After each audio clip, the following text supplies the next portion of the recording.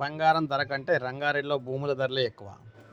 So Revanth Reddy గారు meeting అయితే పెట్టారు. ఫ్యూచర్ సిటీ కేవలం మన కోసం మాత్రమే కాదు, మొత్తం ప్రపంచానికి తెలంగాణ ఇక్కడ అని సీఎం రేవంత్ రెడ్డి అన్నారు. ఫ్యూచర్ సిటీ డెవలప్మెంట్ అథారిటీ కార్యాలయాన్ని ప్రారంభించారు. ఈ సందర్భంగా ఏర్పాటు చేసిన బహిరంగ సభలో మాట్లాడారు.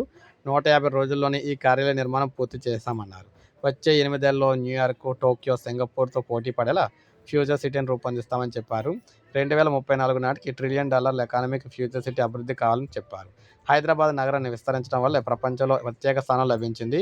బంగారం ధర కంటే రంగారెడ్డి భూముల ధరలు ఎక్కువ.